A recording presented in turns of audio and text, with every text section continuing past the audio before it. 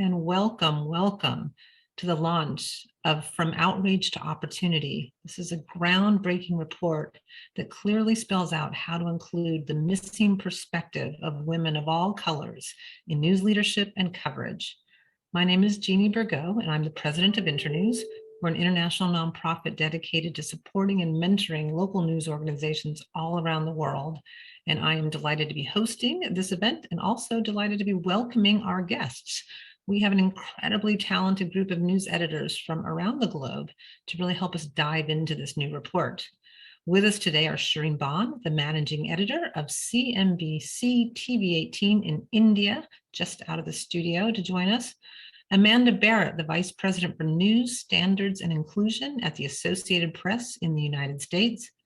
Kanita Hunter, Assistant Editor, Politics and Opinion from News 24 in South Africa.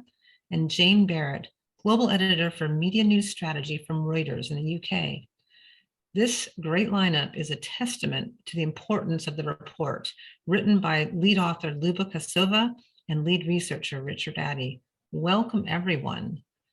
And I'll just jump in with a quick overview that most of us know, particularly on this call, that women are frequently on the periphery of the news media. So two things that I really love about this report are, first, that it shows that women could also be the key to revitalizing the news industry and unlocking significant new resources. This is critical to making the business case of the importance of including these unrepresented voices.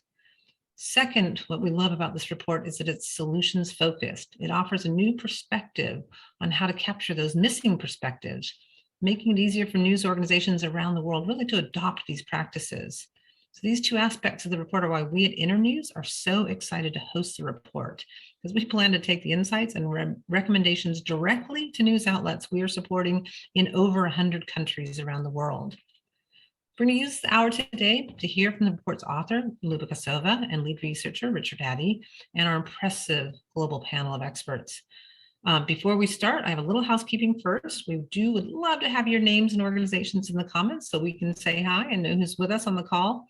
And we'd love for this to be as interactive as possible. So feel free to add your comments and questions throughout the conversation, and we will get to answering questions towards the end of the hour. To start off, I am so pleased to introduce you to Miguel Castro, the Deputy Director of Program Communications and Global Partnerships at the Bill Melinda Gates Foundation, to tell us why he commissioned this important report. So, Miguel, I'm just going to jump right in. Tell us about it. What's the thought behind commissioning the Missing Perspective series? Absolutely. So really very quickly, because I don't want to be on the way of the conversation that is ahead of us. So I think that observational, all of us in the media have known for a long time that there were issues with women, mis and underrepresentation in news. Many might have not understood the scale, but no one would have denied, right? So as there is also in entertainment and in so many other areas of reality, particularly in the development sector where the Gates Foundation operates, there has been a bit of a coming to terms over the last decade as well to what this mis and underrepresentation of women means, because we have emphasized generally the sector, but the Gates Foundation particularly too, the economic effects of investing in women and girls in order to achieve development and growth outcomes. So it has been common message and narrative conveyed that women and girls are the solution to overcoming poverty, what they call the ripple effect of investing in women and girls. So of course, media has had a role on that, and we've always tried to kind of like investigate what that role is. Media has played a role, but it's not the only culprit. So let's not put everything on media. At the same time, as we expanded in the Gates Foundation our grants to media organizations from 2014-15, we started investing in dedicated editorial teams or sections in media websites, verticals devoted to gender equality. That's The Nation being the flagship, but also Premium Times, CNN, Fuller Project, The Guardian has a newsletter, the Telegraph Global Security vertical, etc.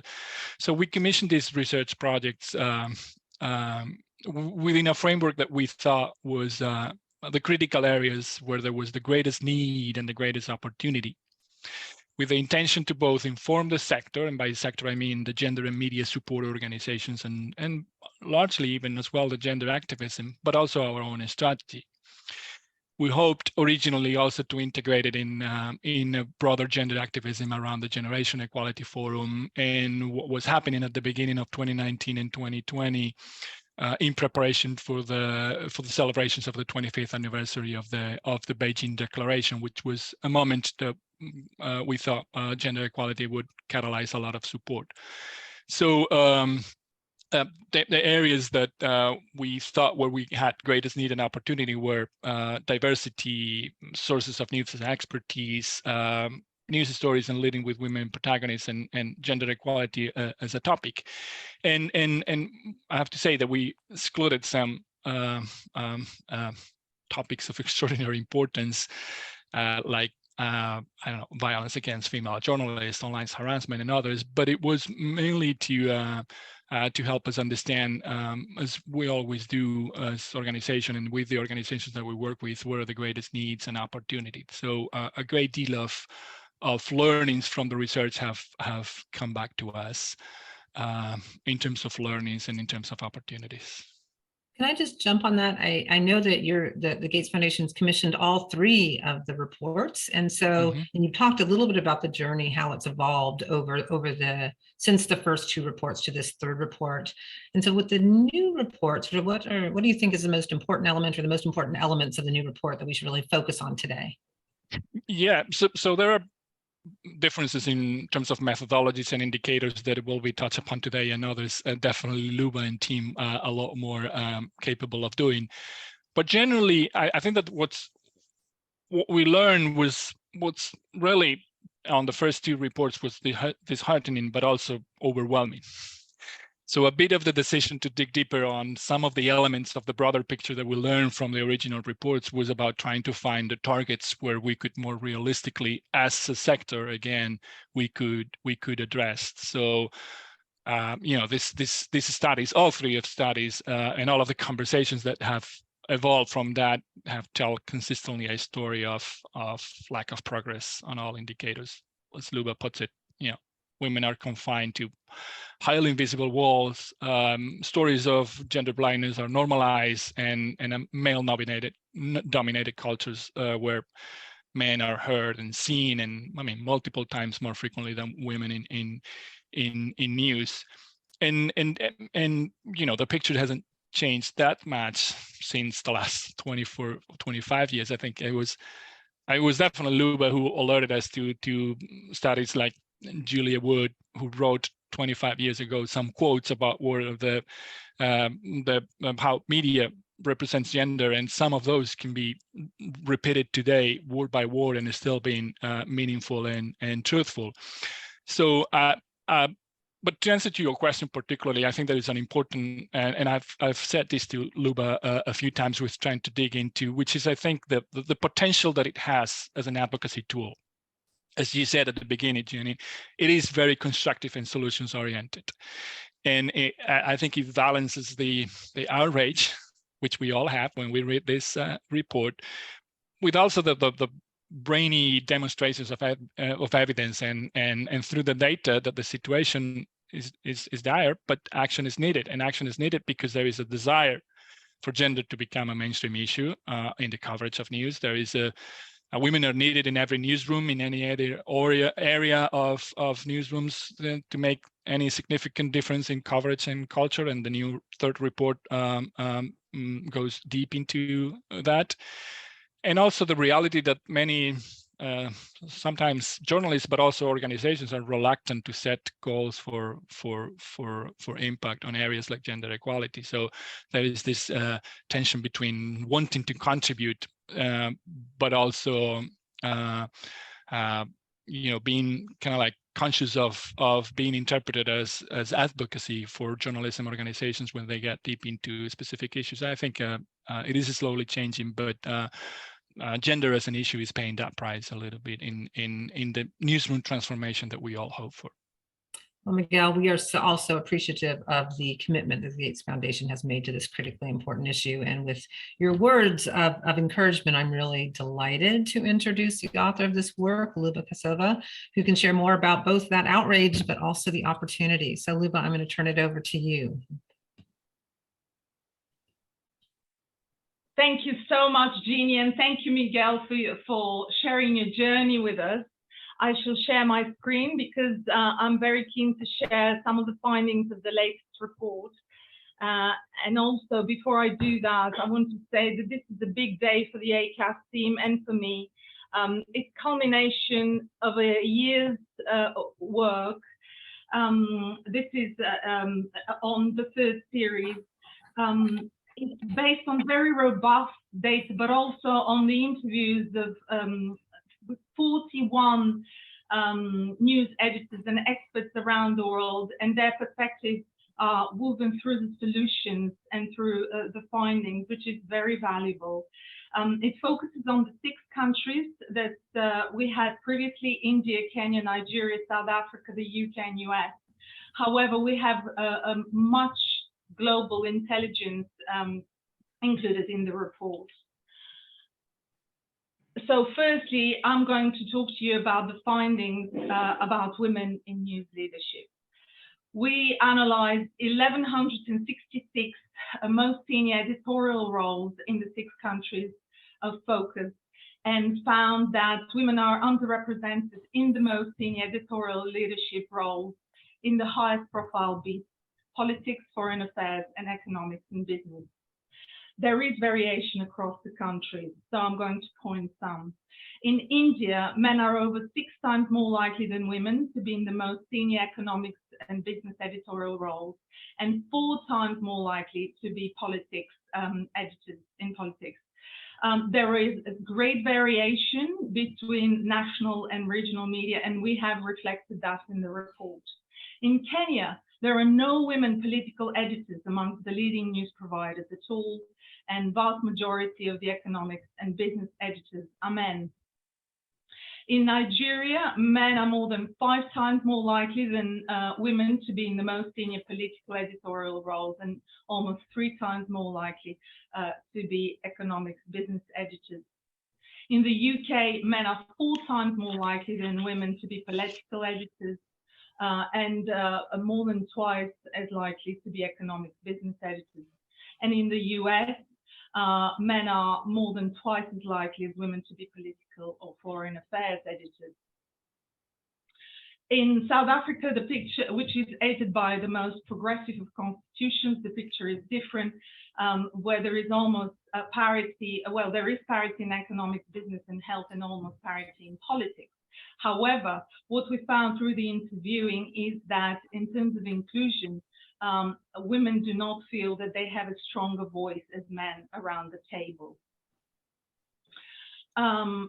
Just to sum up the gender bias in politics through a quote that was given by a senior male editor from the Global South. Some of our best political writers have been women, but for some reason, very few of them went up to become political editors. Maybe when it comes to promotion, the men get those jobs. For the first time in this report, we actually intersected race with gender to understand different groups of women, and what we found was extraordinary, extraordinary in the sense that women of color are significantly more marginalized than other women. And I'm talking here about the 3 countries with multiracial population: South Africa, the UK, and US. Just to share a quote that's very poignant: "There is so much inherent, implicit, and explicit bias against people of color in this business. It never ends." This is from a senior news editor in the Global North. To take the UK as an example, women are locked out completely from the most senior, women of color are locked up completely from the most senior news editorial roles in politics, foreign affairs, and health.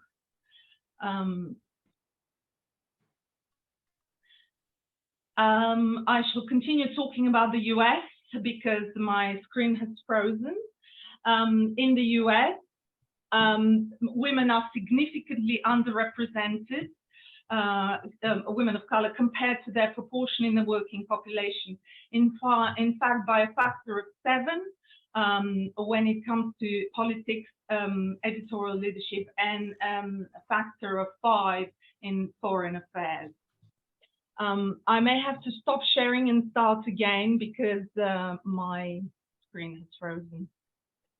Whilst I do that, I will tell you about South Africa, where women of color are also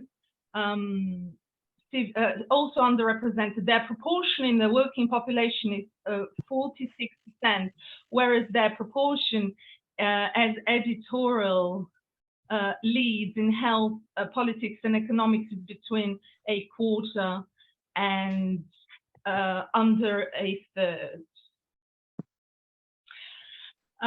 Women of color consistently discouraged from applying for leadership roles.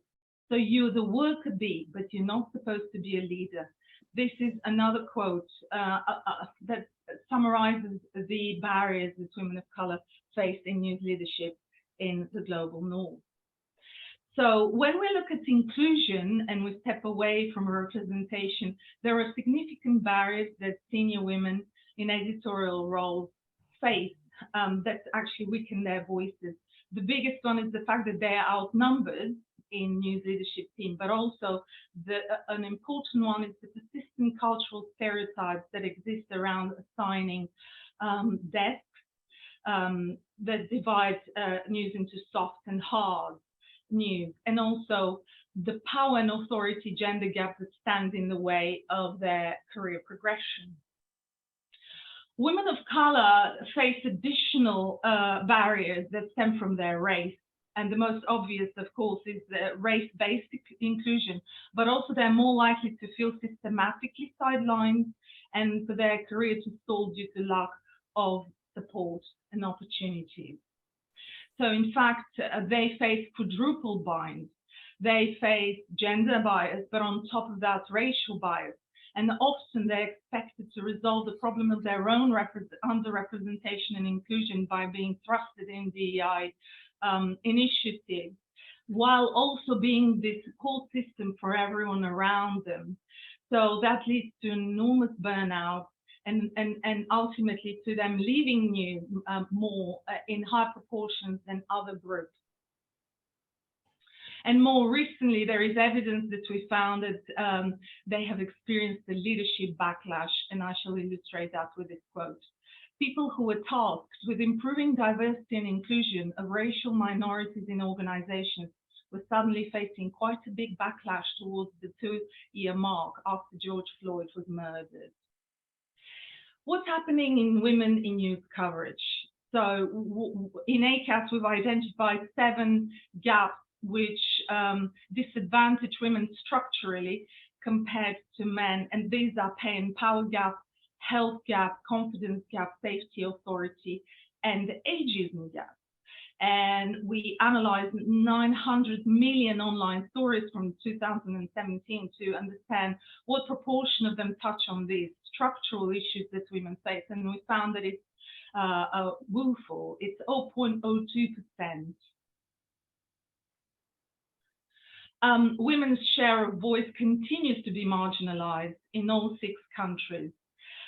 For example, in India and in Nigeria, men are more likely to feature, men are 6 times more likely to feature in India and 5 times more likely to feature in Nigeria than women in news coverage, which is significantly worse a ratio than the global average, which is 3-to-1. But in the other countries, there is still men's voices dominate over women. And in terms of audiences, a very interesting thing that the ACAS team analyzed based on Reuters Institute data is the difference in interest in news amongst men and women. And this shows the gap in interest between men and women. And what's really interesting that perhaps counterintuitively, we can see that 12 out of the 16 genres command more interest, news genres command more interest amongst women, and only 4 there is significant gap in favor of men. However, those 4 are the genres that tend to be edited heavily by men, such as international news, politics, science, and sport.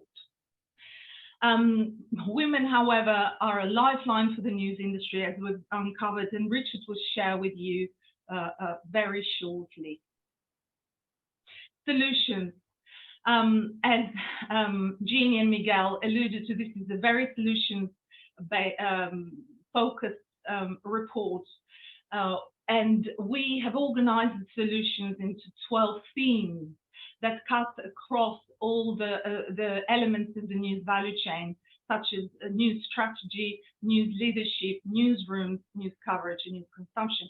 I encourage you to look through them. Within these themes, there is so much practical advice, and just to touch on some: conducting gender audits, setting targets, measuring representation, but also focusing specifically on understanding inclusion barriers, increasing coverage of the 7 gender gaps, and more. I will hand over to Richard now to take us through the exciting business case for gender equity in news. Thank you very much, Luba. And just to build on your point around the business case in terms of why there might be an argument for engaging women and around gender and diversity, one of the things that came out from your interviews was the desire for such a business case. So what we did is we analyzed the reports and articles around gender diversity and the business case argument.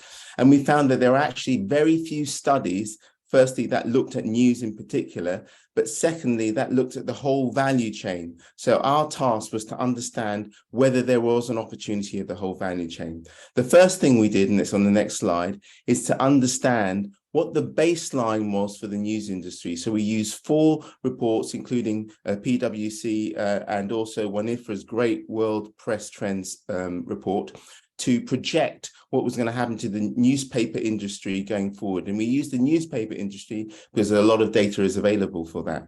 And shockingly, we found that if things keep as they're going, there'll be a 25% decline over the next decade in the revenues going to the global newspaper industry. And we wanted to know why that was the case. Now, obviously, there are some structural issues around news that we all know about, in terms of shift to digitalization and the revenues being taken by the big tech companies, etc. But there's also a fundamental moving away from news, from audiences, driven by women in particular. And so we wanted to know how big the gender consumption gap is, i.e. how much more women are consuming less news than men. And what we found on the next slide, by looking at 1,700 online news operators and also using the Reuters interview of 93,000 respondents around the world, we found a full consumption gap, gender consumption gap of news of 15 to 16%. Now, we recognize that some of that is structural, not addressable for the news industry. So that goes down by 1/3 when you take into account those structural elements. So there's an 11 to 12% gender gap opportunity for the news industry and the newspaper industry in particular to address.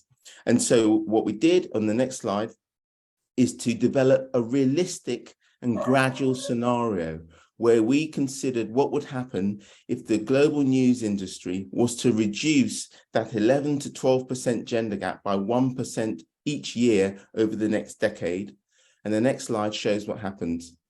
It shows that instead, in 2032, of the global news industry be $69 billion in size, a decline, as I said, of 25% from now, it would go up to $76 billion. Now, of course, the declines are still there, but at least this is starting to address them. And then in cumulative terms, it would mean that over the next 5 years, which is in the next slide, the industry would generate an additional $11 billion, and now over 10 years, $38 billion. Remember, these are a conservative scenario of a 1 percentage point increase each year in engaging women to close the gap. And very finally, we then looked at this at a country level, and you can see that over a 5-year period, the numbers are not insignificant. For the US, you're getting just under $3 billion of additional revenue. For India, one of the growing markets in the world, $500 million. For the UK, just over $400 million, and for South Africa, 38, Kenya, 11, and Nigeria, $10 million. So the opportunity is there. Over to you, Luba. Thank you so much, Richard. Finally, very quickly, I want to draw your attention to the fact that there are case studies in the report covering 9 trailblazing organizations that are already making enormous strides in terms of producing more equitable journalism. Amongst them, New York Times, Mint, Bloomberg, African Women in Media, Cabalaria, Nation Media Group, the Fuller Project, The Guardian, and Media in Norway. Over to you, Jeannie. Great. Thank you so much, Luba and Richard. And now we really want to dive into the key issues and opportunities unveiled by this report by talking to our panelists who are working right in the field. We're going to start with a quick intro of each panelist and then a few questions, and then open it up after our panelists to a Q&A. Luba and I are going to co-host this section, but we'll want you in the conversation too. So please feel free to add your questions for our panel in the comment section. We'll also ask for hands up when we get to that part. We're going to start, though, with Shireen Bond, the managing editor of CNBC TV 18 in India. She came straight from the studio to be with us and needs to leave right after her section here. So I want to jump right in.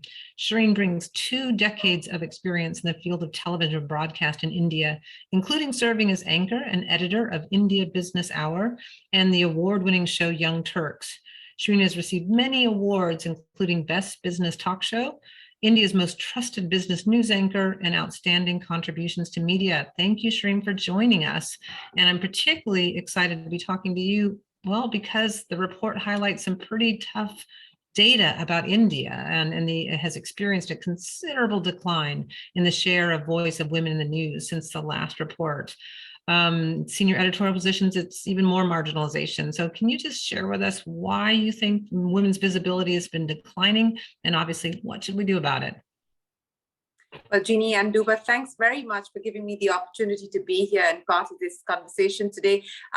It's a passion project for me personally, but I have to point out that at CNBC TV 18, we're clearly doing something right, because we're exception to the rule that the data seems to suggest as far as India is concerned.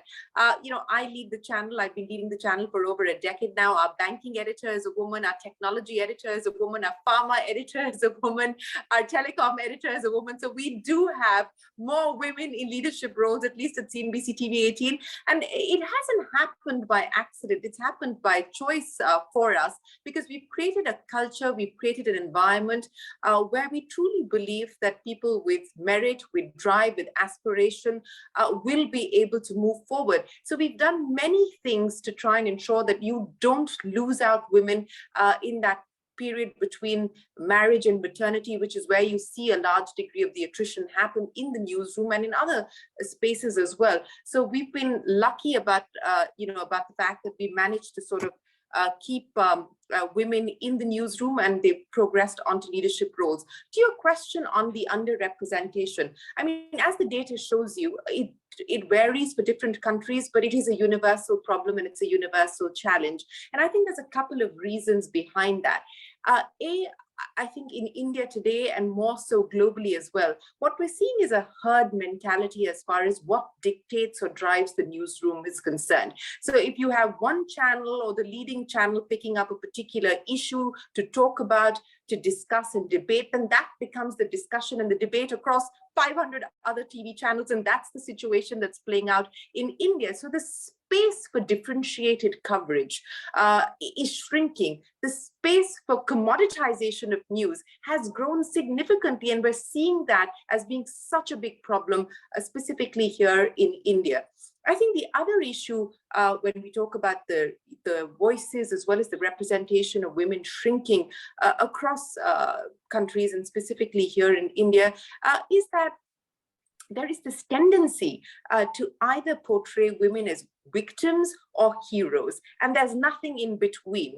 And so some of those issues that you highlighted, and the data sort of clearly speaks to that as well, that you don't see women in between these two roles. So you're either, you pick up issues when there's rape, or there's violence, or there's or it is Mother Teresa. There's nothing in between, and I think that's the space and that's the opportunity that clearly exists for us to be able to ensure we do much more. And I think one of the other issues, when we talk about representation, and these are legacy issues. The television media in India is about 2 decades, 2.5 decades old. So I think it suffers less from this problem than the legacy print media. I think the underrepresentation in senior roles in editorial positions is much higher in the print media, and it's significantly higher in the regional media. So the English-speaking media does much better, whether it's print or television, but it's very, very different when you talk about regional or you talk about print. I'm starting to see this change when we see social media or digital media, but clearly there's a long distance to cover. And for that reason, and since we're talking about solutions, we're talking about putting ideas on the table on how this can become an opportunity. I'm really happy and proud to say that we've just launched a big campaign on CNBC TV 18 that's called Future Female Forward, where the idea really is to build a community of women and men around content that's relevant to women and men who are interested in these areas. So we talk about equity as far as salaries are concerned. We talk about creating equal opportunity workspaces. We talk about creating skills for the future. These are not areas or issues that you traditionally see people talking about, especially in the context of women in media. So I think there has to be a concerted effort, a concerted attempt to address these issues, mainstream these issues. And I think a large part of the business model for the media is going to have to be to create communities around content.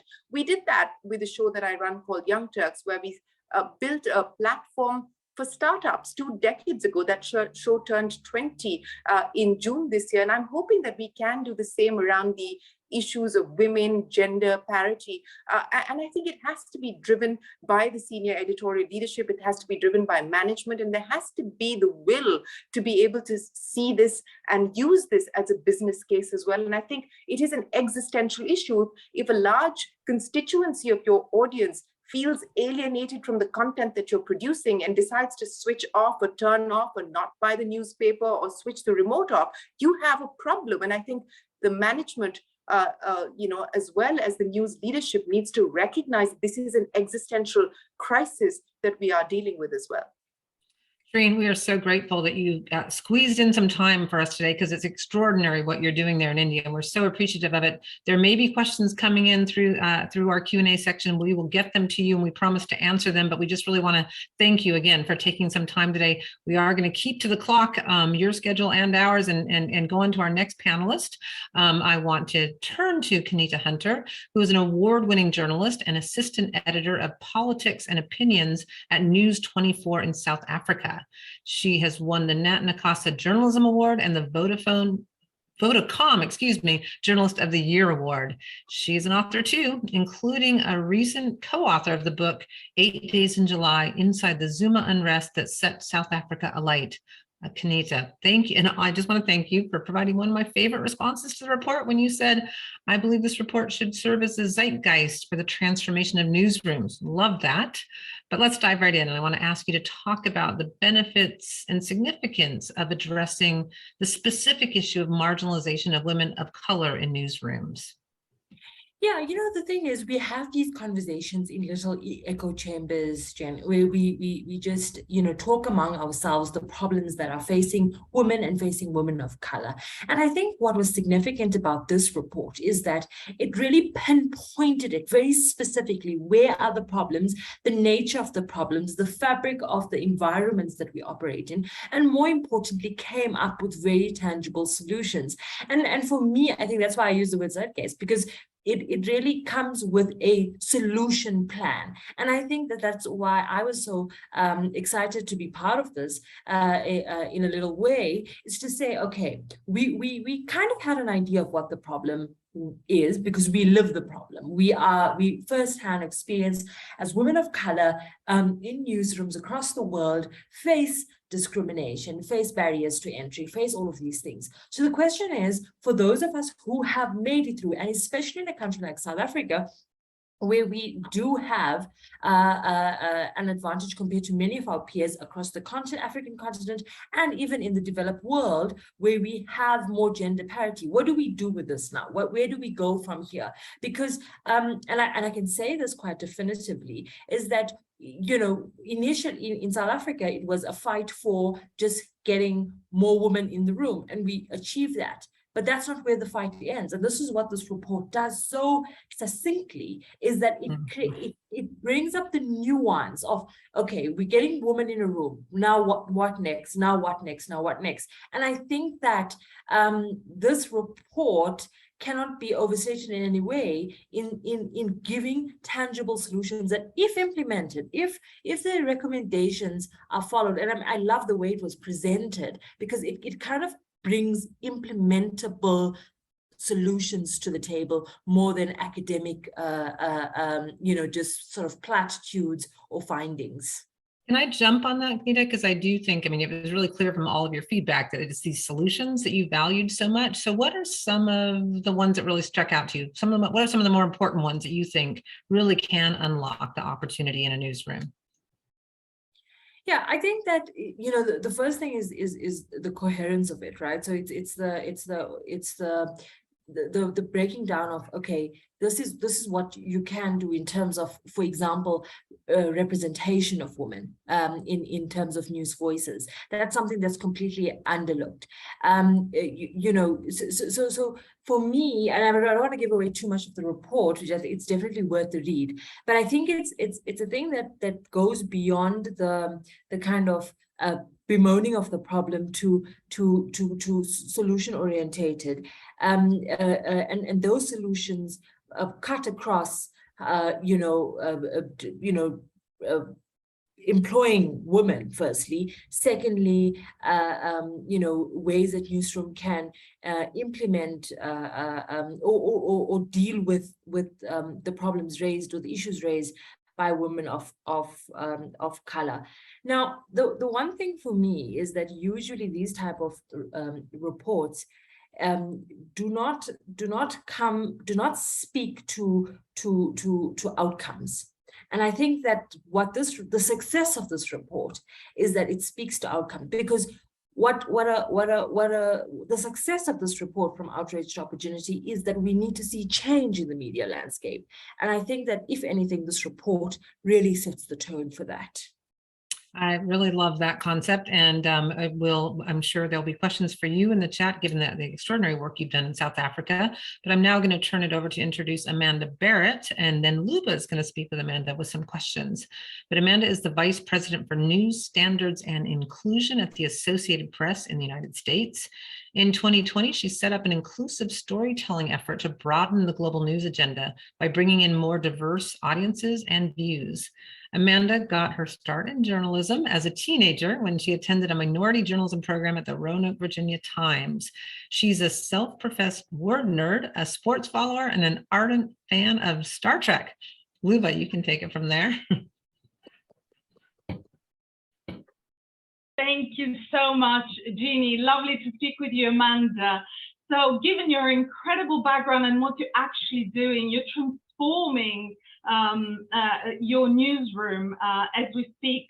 What are some of the interventions that have shown to work best in improving representation and inclusion of women in leadership and coverage? And you can take this question in any direction you want.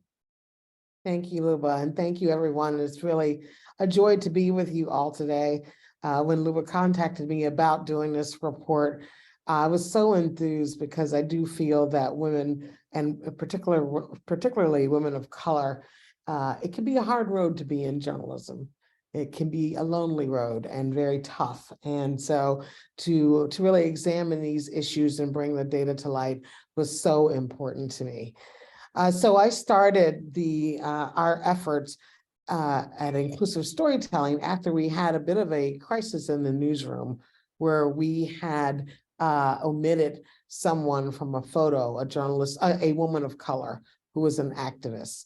And it led to some soul searching in our newsroom about who gets covered, who's considered important, and who's considered valuable in our report across formats and around the world.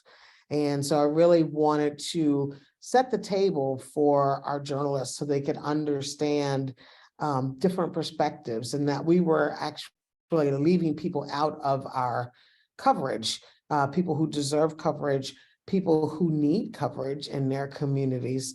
And, you know, one of the great tenets for the Associated Press is accuracy. And if we are not really covering all the different types of people in a community, then we're not being accurate in our portrayal of the world. And so we set about actually helping people to understand exactly what we mean by inclusive storytelling, setting aside some tenets for inclusive storytelling, like having a diverse amount of sources in our stories, looking for different kinds of people who we didn't necessarily always consider sources in our stories, making sure we brought different perspectives to bear. And really, a lot of our coverage and a lot of journalism's coverage writ large is focused on governments and institutions and the decisions they make. But sometimes what we find is that we leave out the perspectives of the people who are affected by those decisions. So we really wanted to hit at that.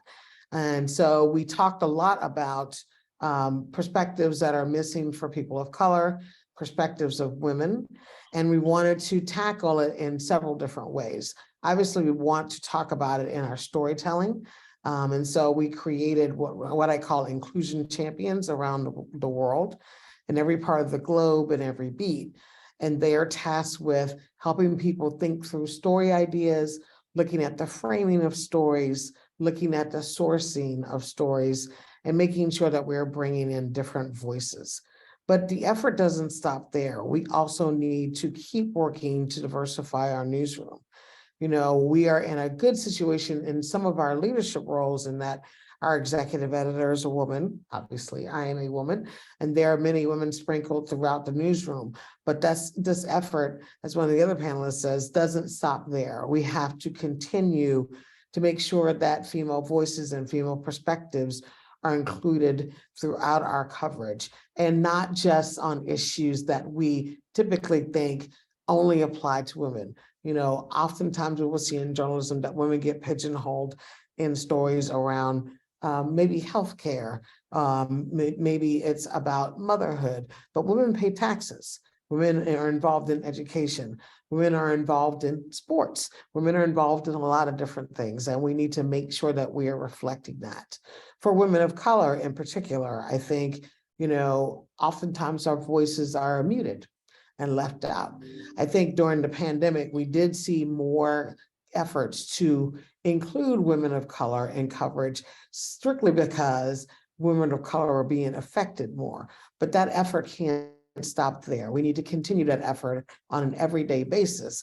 And there really is a business case for that, because we know, and you know, we could see in the report that many journalism organizations are not going to survive and not going to thrive if they don't reach more women and more women of color and diversify their coverage areas. That's so helpful. And actually, you've touched on my next question, but I just want to highlight something that both you and Shireen highlighted, is the importance of how women are portrayed. And there is a section in the report that dives very deeply into that. So I encourage everyone to look at this. So my quick question is, what's the role of the business case in building more equitable journalism?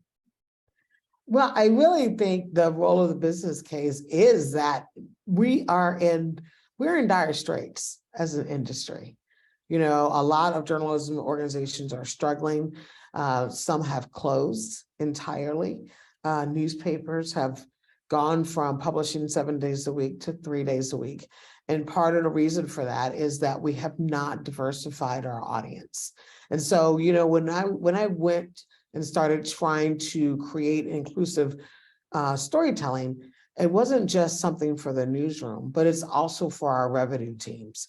They need to understand that there is a business reason for diversifying. Otherwise, we're not reaching the audiences, and in the years to come, we'll have shrinking income from women, from people of color, because they won't have a relationship with those news outlets that are ignoring them and ignoring their needs. So there really is a reason to push forward and make sure that we are including a lot of different people in our coverage so that we can reach them, that we can be of service to them too. Brilliant. Thank you so much, Amanda. Jeannie, I'm going to let you introduce Jane, who shares the same name as Amanda, Barrett.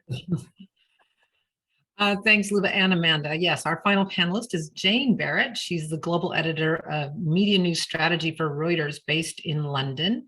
She is responsible for the news business across the news agency, from growing revenue in audio and fact-checking to modernizing journalistic formats. She led the multimedia transformation of the global newsroom to increase Reuters' digital output. But outside of Reuters, she's very active as well. She's a trustee for a charity that helps young people get into journalism and storytelling, and is a board member on the World Editors Forum. She has a lifelong passion for classical music and the outdoors. And Luba, I will turn it back over to you. Great, thank you so much, Jeannie, and thank you, Jane, for making time for us all the way from New York. So I'm going to dive right into the questions. The report revealed that 84% of the news editors who were interviewed believe that newsrooms are still dominated by men, and that cuts across the global north and south. You suggested, when I interviewed you, incredibly insightfully, that journalists learn what a story is and how to report it by osmosis. Can you tell us a bit more about that issue that still clearly affects how journalism is looked at? Yeah, of course. And again, Luba, congratulations on this amazing report. I think this discussion shows that there are so many things that we can all be doing. So it's brilliant to be here. Yeah, so one of the things that I feel very strongly about is kind of how we learn to be journalists. And, I've been a journalist now for 20 plus years. When I joined Reuters, a large part of how I learned how to report, what a story was, how to news edit, how to go about building up a narrative was really through osmosis in the newsroom, listening to other people, doing their work, doing their interviews, having discussions with their editors. And when I joined back in the early 2000s, it was incredibly male. It was pretty much all of the editors. I think there's one female editor at the time in the London bureau. And they were brilliant. I mean, fantastically good journalists, right? Really, really passionate about the trade, passionate about storytelling, passionate about breaking news, passionate about holding power to account. But I feel that I just sucked in kind of, therefore, what news was. And, in newsrooms around the world, we say, well, what's a story? Well, that's my news judgment. And it's this kind of ethereal thing called news judgment that we go by. And if you really, I find personally, and I would challenge each one of us on this call to take a moment to think about it ourselves. Like, when you think of what's the story that's worth putting on screen today, what's the story that's worth going out and producing today, we have, and I think Shireen was mentioning this in her section, we have an overall sort of journalistic industrial view of kind of what a story is. And that's something that's just been handed down by the generations, the generations, the generations, the generations. And when you really kind of look into it, it's pretty monolithic. And I feel that has been something that we've all taken on board just from the generations before us. So what I'm really excited about now is that, here at Reuters, we now have our first female editor-in-chief, which is fantastic, a little bit late, but we got there. And she's making some brilliant changes. You've got so many new female editors now in the newsroom.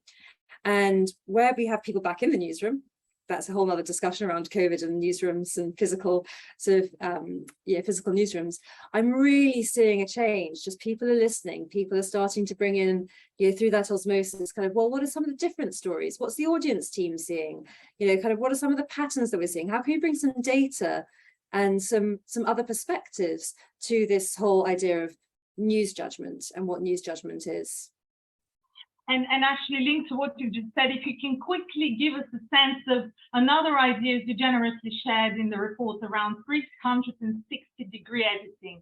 Just tell us what it is, please. Sure. So when you look at what we're covering every day, you have various different sources, right? So you have what I call our primary sources, and those are the presidents, the prime ministers, the ministers, the CEOs, the heads of whatever. And we can't change who they are. Like, I can't help that Biden is a man and Xi is a man and Sunak is a man, right? So, okay, fine, we're going to cover them because they are the people, you know, who are in positions of power around the world. But then we have secondary sources, and those are where we really have the choice as journalists and as editors as to who we're going to go and speak to and which stories we're going to tell. So I'm thinking about 360 editing. How can we get perspectives from all around the different areas of a story? Who's going to help us find those perspectives? So, for example, you know, one of the quotes that you brought up, Luba, was around George Floyd's death.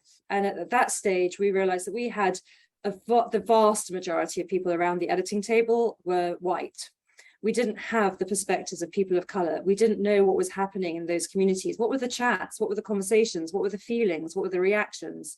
So we quickly spun up essentially like a news advisory board on that story with people of lots of different generations, some people with loads of experience, some people who just come in as an intern, who had different lived experiences in different countries, in the States, elsewhere, from different ethnic backgrounds, really to discuss kind of, let's look at this story from all the different perspectives, not just a top-down hierarchy of the editor knows best and she determines what the story is. No, let's really look at some ground-up ideas, and then let's go out and speak to new people, new voices. Like Amanda was saying, whose voice are we not hearing, and how can we go out really proactively and get those voices onto the wire? Oh, thank you. What a great way to finish our main part. And then I'm going to hand over to Jeannie for questions, but this was a great finale. Thank you so much, Jane. Great. Thank you, Jane and Luba. And you've heard from our panelists, and it's time for us to jump in and talk with you all. We'd love it if you want to raise your hand and put your camera on to ask the question. Otherwise, feel free to put your questions in the chat. We've got a couple of coming through here. One specifically from Yemen. This is going to the researchers about whether there's data on countries in North Africa, the Middle East, and Arab countries, or is that an area that needs further research? And Sausan, you have your hand up as well if you want to come on camera. I just read your question, but we're happy to see your face on that question as well. We can jump shall right I in. take the question? Yeah, why don't you go ahead and jump in? Yeah. Okay, so we focused the analysis on 6 countries, which was for various. First of all, these 6 countries, actually 26% of the world population lives there, and we had to focus on countries which are English speaking and cut across the global north and south, which is why this was the selection. These were the selected countries.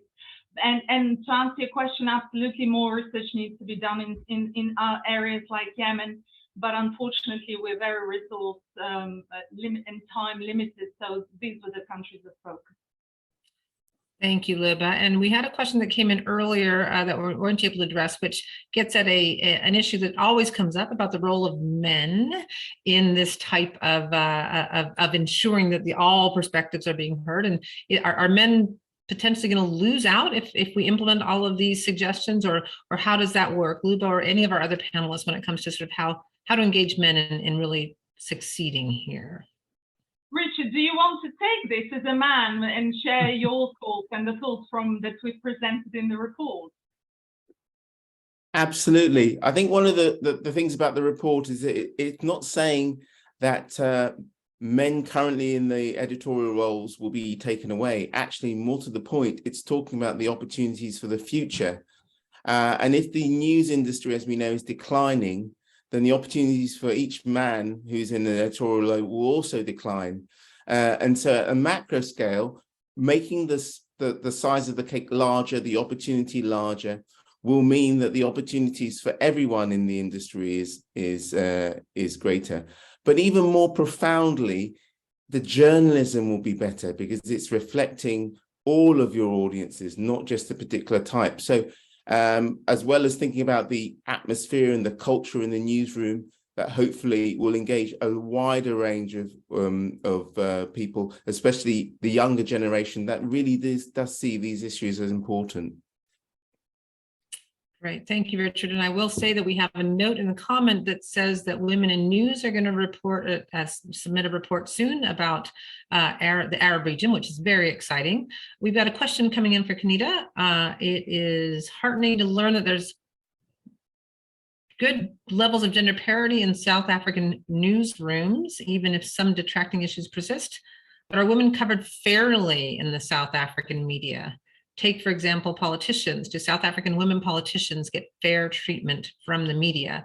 And we may have time for one more question after this one, but thanks for this question. And Kanita, over to you. Yeah, so it's an interesting one because South Africa has this weird dichotomy where we have so much gains in terms of gender parity. We have 50% parliament, women, and our cabinet is there's gender parity in our cabinet, and like I said, in our newsrooms. But we also are the gender-based violence capital of the world, if you like, and we have huge amounts of violence against women. And so there's this paradox that exists. And so if you ask about the treatment of women, I think there is an effort to tell women's stories better. I think, for example, an announcement of nominees for a political party leadership race, the question of why aren't there more women, those narratives persist and are able to thrive. But if you just look at and this is what the report is, just who are the newsmakers? At the end of the day, male politicians set the agenda, and we can't change that. But I do think that there is, we've come a long way in terms of the appetite for treating female newsmakers unfairly, or to make their contribution to the news about what they wear or anything what's regarded as soft issues in comparison to the more hard-hitting stuff that their male counterparts are asked about. Great, thank you. We are really getting to the bottom of the hour and the end of our time. So I want to go back to our panelist guests and just ask for a sort of 30-second takeaway from the report. And I'll go Amanda, Jane, and Kanita. So just 30 seconds on sort of what message you want to leave behind for our guests here.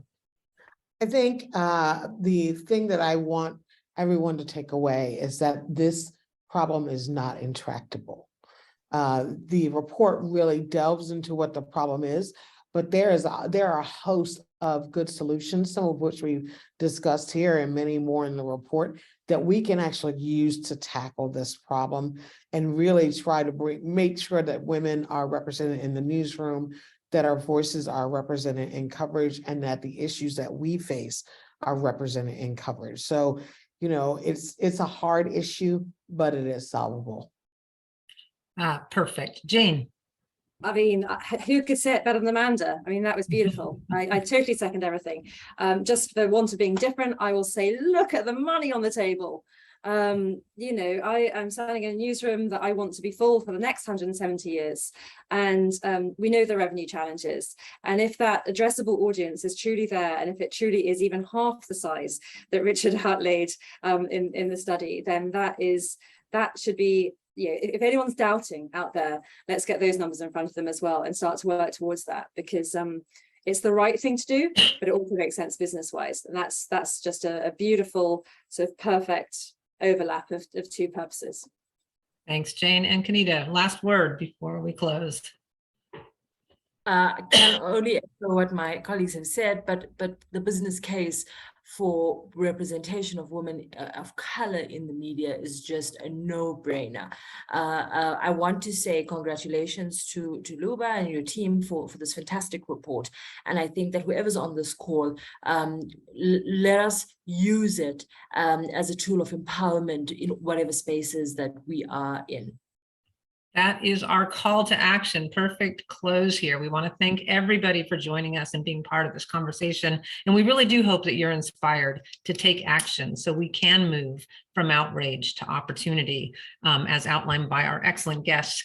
We really want all of us to make positive change in the world of journalism. And so this report lays out just how to do that.